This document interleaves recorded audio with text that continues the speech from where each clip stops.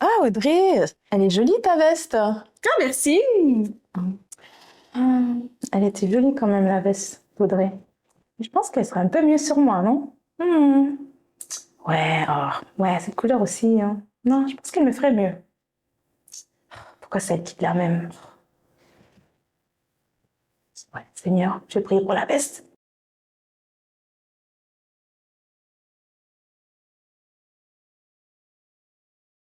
Bienvenue à C'est à ton tour.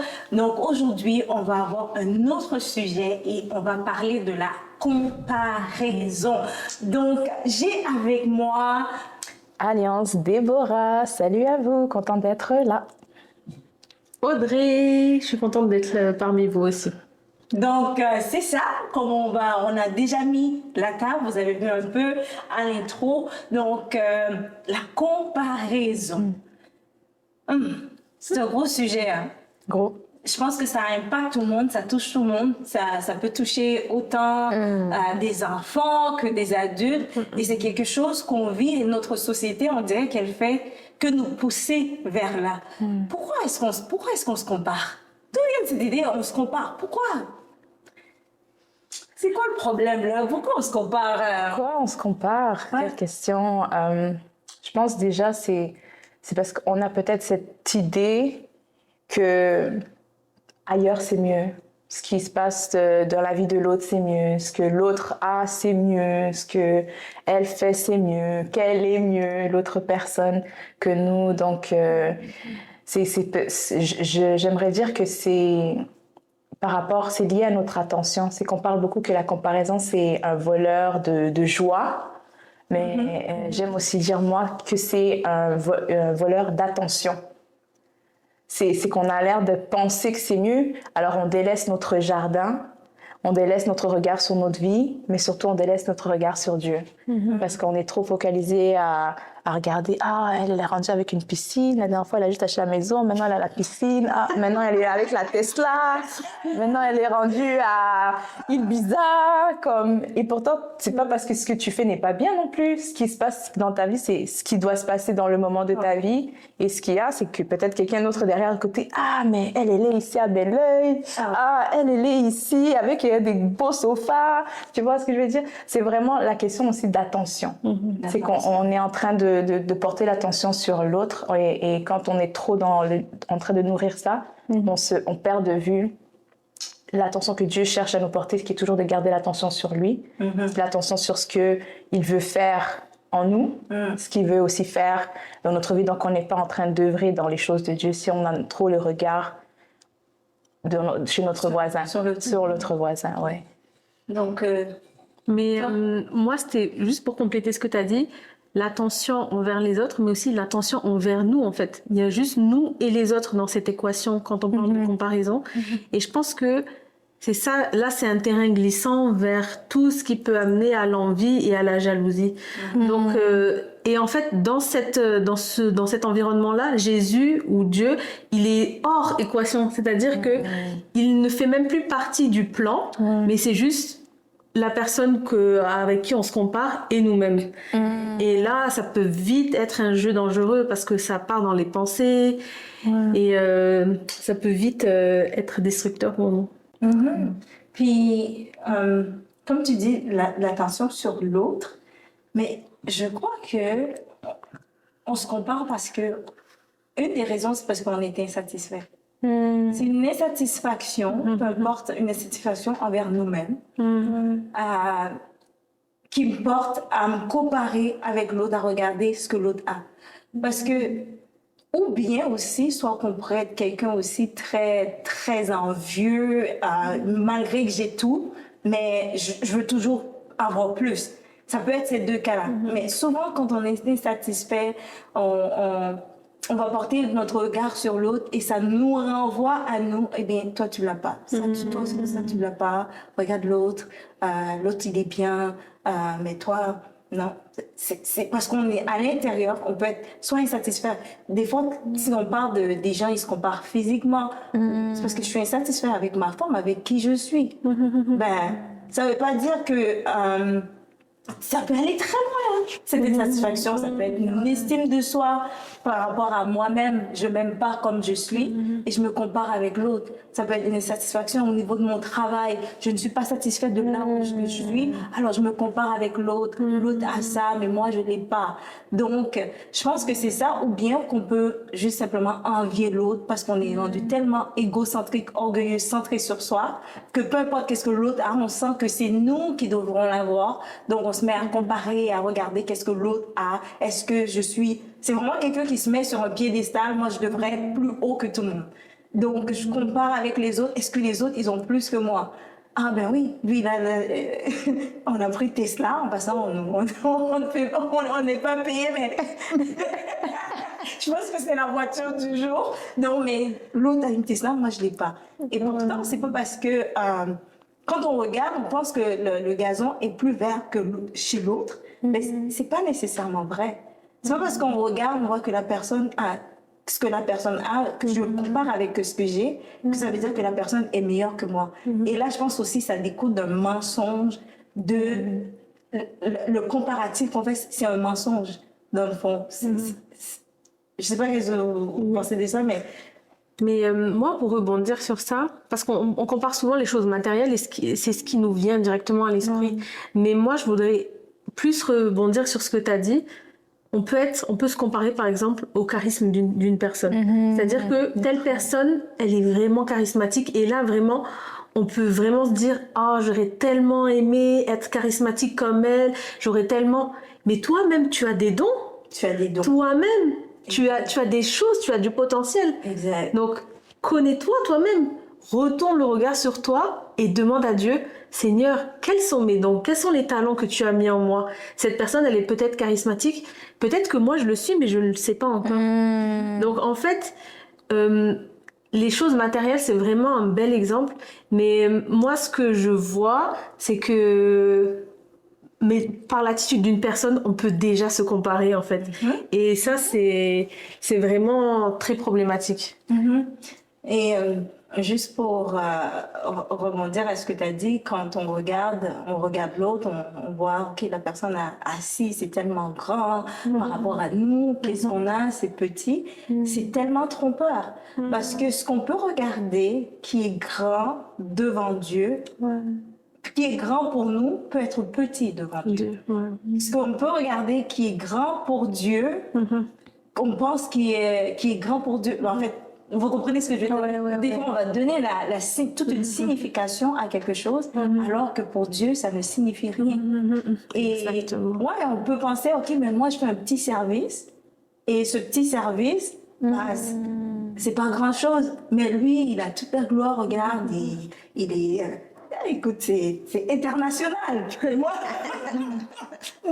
ça reste... Il n'y a personne qui sait que je fais ça en arrière. Mais pour toi, tu penses que c'est petit, alors que ce que tu es en train de faire, pour Dieu, c'est tellement grand. C'est ça. Pour Dieu, et c'est là que je me dis, il faut qu'on focalise notre regard sur ce que Dieu pense réellement de ça. Pas sur ce que nous, on pense. Des fois, on a tendance à regarder avec notre vue, avec notre sens.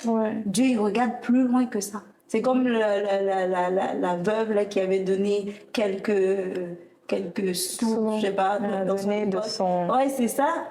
Et pour Dieu, ça c'était grand. Mais pour le riche, lui, il avait donné son surplus et c'était beaucoup plus que ce que la veuve avait donné. Mais devant Dieu, son geste avait plus de poids et de signification.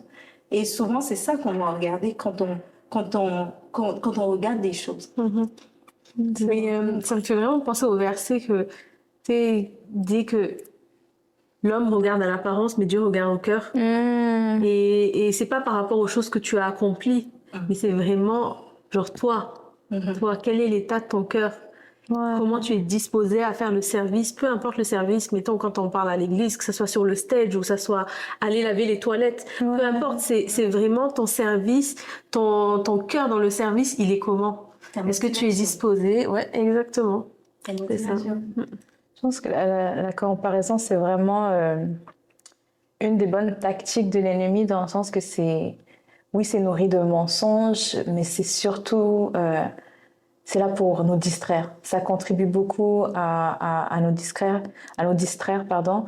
Et on parlait du fait que quand on est dans la comparaison, la façon qu'on se positionne, c'est qu'on regarde à l'autre, on regarde notre voisin, on regarde beaucoup ce qui se passe notre voisin, mais aussi on se perçoit par rapport aux autres. Il y a aussi le renvoi du miroir, où est-ce que quand on est dans la comparaison, c'est que là, on n'est plus à chercher le regard de Dieu, à savoir comment lui nous regarde, comment lui nous perçoit, mais on est aussi dans savoir, OK, comment les autres me voient. Les autres me voient, donc c'est multidirectionnel, l'effet de comparaison, mais dans les deux cas, c'est qu'on est dans un esprit de compétition. Ça établit, ça nourrit beaucoup cet esprit de compétition. Elle a ça, OK, qu'est-ce que moi j'ai? Non, mais c'est vraiment très... Et c'est vrai que j'ai beaucoup aimé que tu as dit que c'est pas juste dans le matériel, c'est beaucoup aussi dans les traits de caractère. Si je parle de fait, beaucoup, j'ai grandi avec des gens qui avaient quand même des caractères extrovertis, et je me disais, mais on dirait, est-ce que je dois aussi être extravertie? Tout le monde est extraverti. Non, pour de vrai, personnellement, je me suis un peu comparée, et ça m'a pris du temps en grandissant que je suis devenue confortable du fait comme, OK, c'est pas moi, en fait. Et j'essaie peut-être un peu de compatir, parce que je voyais que tout le monde était dans ce côté-là, et j'essayais un peu de compatir, mais chaque fois que je le faisais, j'ai l'impression que je sortais de moi-même, je sortais de quelque chose qui n'est pas dans ma nature. Et donc, ça a pris le moment que je réalise, je comprends, OK, en fait, moi, je suis juste introvertie, et des fois, introvertie, pardon, plutôt, et des fois où j'ai des tendances sociales, mais ultimement, je suis introvertie, et c'est aussi bien. C'est capable de dire, comme à la fin aussi, de dire ce que tu as, c'est aussi bien. L'autre, c'est pas que c'est mieux, c'est différent. C'est pas meilleur, c'est différent. Et moi, quand je pense à ce sujet-là, et cette semaine, ce qui me venait beaucoup à l'esprit, c'est dans la Genèse, quand le passage, je ne me rappelle plus exactement la référence, mais quand il est écrit que Dieu a établi Adam dans le jardin d'Éden pour qu'il garde et cultive. Donc, quand ma sœur ici, Audrey, a dit, connais-toi. Si Dieu t'a donné des choses, c'est qu'il t'a donné ce que tu as. Ta personne, c'est une ressource. Tes qualités, c'est une ressource. Ne veille pas si elle est plus ambitionnée, c'est pas que toi, tu dois l'être. Connais-toi les bonnes qualités que tu as, travaille sur les défauts, les faiblesses, mais cultive ce qui a été mis, parce que Dieu a donné à tous quelque chose. Et ce qu'il nous a donné, c'est pas pour rien qu'il nous a donné. Il nous connaît, donc il fallait que nous, on ait une telle personnalité. Donc moi, ça a marché au final. Je comprends pourquoi je suis de telle personnalité-là. Ça contribue à comment je fonctionne. Ça m'a révélé beaucoup sur la façon de comment je fonctionne, à me comprendre aussi et vraiment trouver cet accord-là. Mais en fait, c'est même mieux que je sois comme ça, parce que... Mais épargne-nous. Ça me correspond. Non, mais pour dire, c'est que tu as quelque chose, toi aussi. C'est pas dire que parce que lui, ça a l'air bien, c'est pétillant, mais tu sais pas aussi.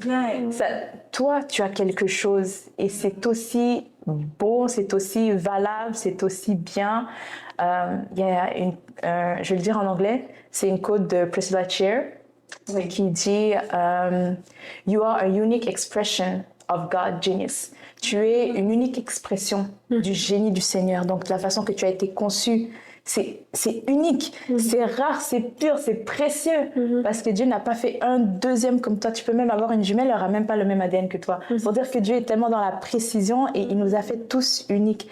Et souvent, moi-même, je dois me le rappeler quand je commence à regarder comme ouais, elle aussi, on dirait qu'on est pareil, mais finalement, elle voit qu'elle est plus poussée, elle est plus avancée, elle a l'air d'avoir ci, elle a d'avoir ça, mais comme, non seulement toi, tu es unique, mais ton parcours aussi, il a été fait pour qu'il soit unique. Ton cheminement aussi, il a été fait qu'il soit unique. Ton histoire sera unique. Et c'est de se rappeler qu'on a cette unicité-là, parce que quand on tombe dans la comparaison, c'est comme se refuser.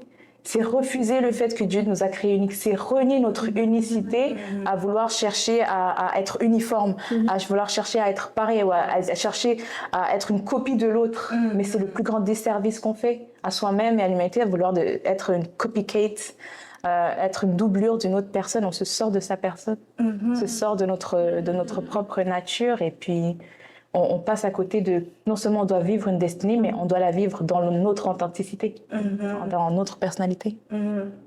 Mais vraiment, c'est des points intéressants, mais par rapport à notre ère aujourd'hui, c'est tellement compliqué avec les réseaux sociaux et je le vois vraiment avec les jeunes et avec tout ce qui se fait sur les réseaux. Par exemple, on parle de trend. C'est-à-dire que tout le monde va faire la même chose parce que c'est ça qui fait des vues. Donc en fait, par rapport à ce que tu dis, c'est qu'on dirait que tu sais, c'est un chemin étroit et c'est un chemin à prendre en tant que chrétien, mais ce que le monde nous propose, c'est pas ça. C'est que, et en fait, parfois on se rend pas compte, c'est comme, ah, ok, ben voilà, c'est ça la tendance maintenant. Ben, il faut le suivre pour avoir de l'impact. Mais tout ça, c'est juste pour notre propre personne. Alors que Jésus, dans la parole, nous dit que le chemin pour le suivre, c'est étroit. Donc, en fait, ça revient toujours à ce que tu disais par rapport à on est unique, etc. Mais c'est vraiment à l'opposé de tout ce qui se passe en ce moment sur les réseaux, sur les réseaux sociaux. Exactement, et c'est ce qui amène les gens à se comparer. Exactement. Puis un des dangers de ça aussi, et la raison pourquoi l'ennemi utilise beaucoup la comparaison, c'est pour, justement, tu l'as dit, amener la compétition, mais la compétition, ça fait quoi? Ça enlève l'unité. Ça amène des conflits. Ça amène des conflits plus tard entre des sœurs, ça amène des conflits, puis et encore plus loin, la jalousie, des choses comme ça. Puis ce qui arrive, c'est qu'on risque de nous perdre nous-mêmes sur le chemin. Et si on se perd sur le chemin et on vit pas ce qu'on est supposé de vivre pour nous-mêmes, on vit la vie de quelqu'un d'autre. Et on n'aura jamais autant de succès si on vit la vie de quelqu'un d'autre que de vivre notre propre vie. Parce que Dieu nous a créés, comme tu l'as dit, avec un chemin qui est unique. Et on doit suivre ce chemin. Et on doit arrêter de se comparer. L'idée, c'est pas parce que des fois, c'est cette illusion que c'est mieux que chez l'autre que chez moi. Et pourtant, c'est faux. Je me rappelle cette histoire où on disait qu'il y avait un homme qui avait une petite maison devant un autre homme que lui, il était riche, il avait sa grosse maison. Puis à chaque fois, l'autre qui était en bas, il regardait la maison d'en haut, il disait « Ah, si je pouvais avoir la maison de l'autre. » Puis un jour, il rencontre l'autre monsieur, celui qui est riche, il dit « Ah, tu as l'air d'être bien, si je pouvais avoir ta maison. » Et l'autre dit « Mais tu veux, on échange. » Et là, il échange. Il a passé une soirée dans la grosse maison. Il revient à l'autre le lendemain. Il dit non, tu peux prendre ta maison. Donc, on voit la grosse maison, mais à l'intérieur, est-ce que cet homme est dans la paix? À l'intérieur, comment est sa vie? Probablement que l'autre n'était jamais en paix. Mais toi, tu ne le sais pas parce que tu vois juste avec tes yeux et tu dis moi, je vais être comme ça. Mais tu ne sais pas qu'est-ce qu'il y a derrière. Donc, c'est accepter vraiment, comme tu dis, qui on est en Dieu. C'est accepter ce que Dieu nous a donné comme personne, puis de voir les choses comme Dieu les voit. Pas comme ce monde veut nous mettre dans une bulle pour penser toutes de la même façon. Si je ne suis pas comme ça, je suis... Maintenant, Dieu nous a appelés à être contre-courant de toute façon. Je ne veux pas adopter les pensées de ce monde. Donc, c'est un peu ça. Est-ce que vous avez des points? Comment on fait pour sortir de la comparaison? Juste pour terminer. Comment on fait pour sortir de là? Ben, déjà, je pense que c'est tout est dans à quoi on donne l'attention. Moi, je pense que ça part du point de vue parce que ça, à quoi tu regardes, c'est ça, de quoi tu te nourris. Comme on dit, là où est ton cœur, là où sera ton trésor. À quoi tu donnes tes pensées, de quoi tu nourris tes pensées. Donc, ce serait la parole, je pense, sortir de la comparaison, commencerait déjà à méditer, à recevoir ce que Dieu dit de toi. Tu es une créature merveilleuse, tu as merveilleusement fait, et c'est de l'accepter, s'approprier, se les rappeler s'il faut, mais de se rancrer dans son identité, d'être ancré. Et quand des fois il y a des pensées, ça ne dira pas que même si tu es ancré, que par moment il y a des petits pensants, que des fois que ça vient, ces pensées-là, de tout de suite ramener à l'ordre ton esprit, tes pensées, en disant justement les paroles du Seigneur sur ce qu'il dit que tu es d'un monde qui t'aime. Donc s'il t'aime, il t'a conçu comme tu es. C'est lui, c'est le Créateur, et le Créateur ne fait pas d'erreur. Donc de vraiment accepter et de prendre que sa parole est vraie et de la recevoir dans son cœur, de ce qu'il dit qui tu es, sur ton identité. Mais je voulais juste rebondir dessus. C'est par rapport au fait que la comparaison, en fait, si vraiment nous, on est intentionnel dans le fait que non, je dois pas me comparer parce que Dieu a des plans pour moi, on doit vraiment ancrer ça dans notre esprit que la comparaison, c'est un destructeur de destinée. Vraiment au plus profond de nous pour vraiment pas juste si on tombe, bon, c'est pas grave, mais vraiment rejeter quand ça arrive en fait, pour être alerte.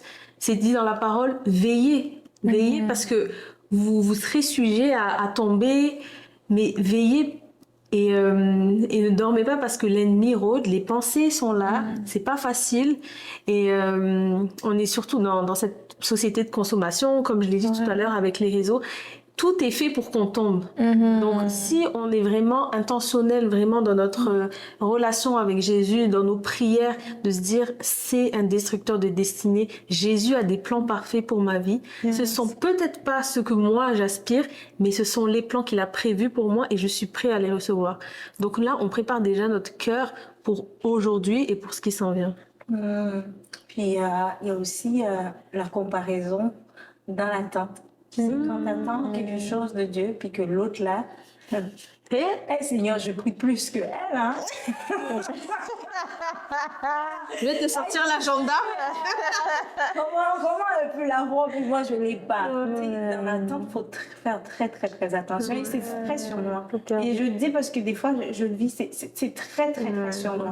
Et ça va nous amener, dans le fond, à être mécontent de Dieu ou à croire que Dieu, il était juste. Moi, ça fait longtemps que j'attends, puis c'est ça, tu bénis pas, tu fais pas, tu fais pas pour moi, mais tu fais pour l'autre. Donc là, on est porté vraiment à se comparer à ce que Dieu peut faire dans la vie de l'autre. Pourquoi tu le fais pas pour moi?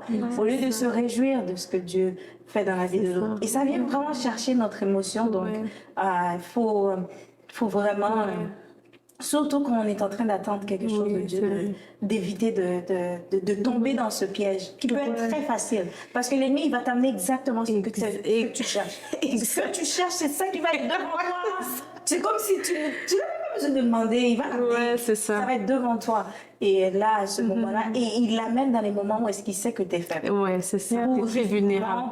Tu es vulnérable, ou justement pour t'amener encore dans un creux de désespoir.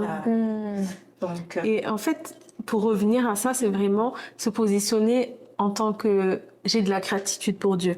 Et vraiment, dans le sens où, s'il l'a fait pour telle personne, il le fera pour moi. À contrario de se dire, mais il l'a fait pour cette personne, pourquoi il le fait pas pour moi? Et direct tomber dans ce jugement et dans ce découragement finalement.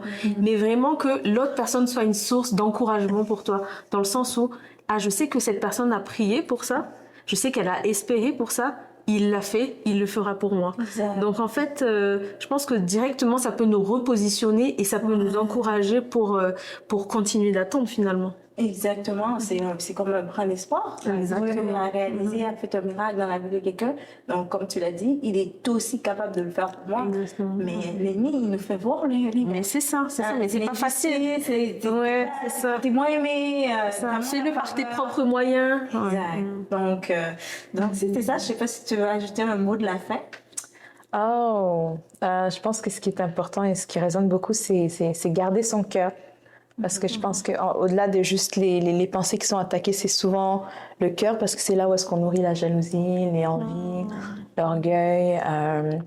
Et de se rappeler, c'est que Dieu, la bénédiction qu'il donne à ton voisin, ce n'est pas que ta malédiction, ce n'est pas contre toi, tu n'y perds rien parce qu'il a béni. L'autre, c'était sa saison, c'était son moment, mais le tien aussi, ça n'enlève rien à ce qu'il a prévu pour toi, ça n'enlève rien à ce qu'il peut encore faire dans ta vie, et qu'il en vaut mieux, comme tu as dit, de juste tasser cet esprit de compétition et savoir se réjouir pour les autres. Parce que ça reste que c'est aussi ton frère, c'est aussi un enfant de Dieu. Réjouis-toi pour ceux qui ont reçu leur bénédiction, et tu auras aussi autour de toi des gens qui sauront se réjouir avec toi quand ton moment se présentera en fait. Amen. Je dis amen à cela. Donc, ce qui met fin à notre émission pour aujourd'hui. On espère que vous avez apprécié. Donc, on vous invite à liker nos pages et également à rester à l'affût pour d'autres émissions. On vous dit à bientôt. C'est à ton tour. Bye.